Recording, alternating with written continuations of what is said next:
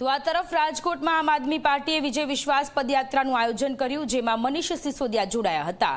રાજકોટના મવડી વિસ્તારમાં યાત્રા નીકળી હતી, જેમાં મોટી સંખ્યામાં આપના કાર્યકર્તા જોડાયા હતા। આ દરમિયાન મનીષ સિસોદિયાએ સ્થાનિક લારી ધારકો સાથે મુલાકાત કરી હતી।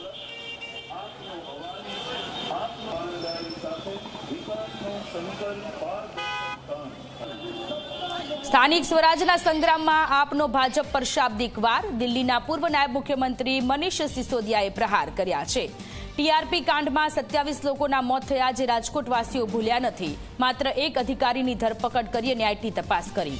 ટીઆરપી અગ્નિકાંડમાં ભાજપના નેતા સામેલ હતા, પણ કંઈ થયું નહીં। હવાલા નેટવર્કને લઈને મનીષ સિસોદિયાનો જવાબ, ભાજપ આટલા વર્ષોથી કેમ આંગળિયા પેઢી ચાલવા દે છે? અમારા લોકો પૈસા ફેરવે છે તો તમે શું ભજન કરો છો? પોલીસને બધી જાણ છે તો કાર્યવાહી કેમ નથી થતી? ये वीडियो घूम रहा है, इसका मतलब भारतीय जनता पार्टी मान रही है कि सूरत में हवाला का कारोबार चल रहा है।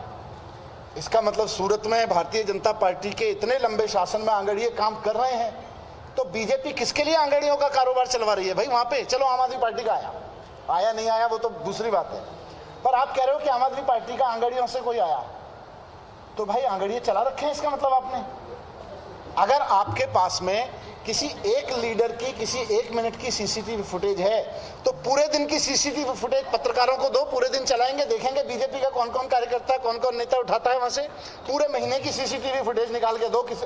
अगर पुलिस को ये पता है, अगर भारतीय जनता पार्टी को ये पता है कि कोई आंगड़िया काम कर रहा है, तो सबसे पहले तो भारतीय जनता पार्टी को शर्म से डूब के मर जाना चाहिए कि उनके राज में 30 साल से गुजरात में आंगड़िया काम कर रहे हैं और ये लोग क्या भजन कर रहे थे बैठ के?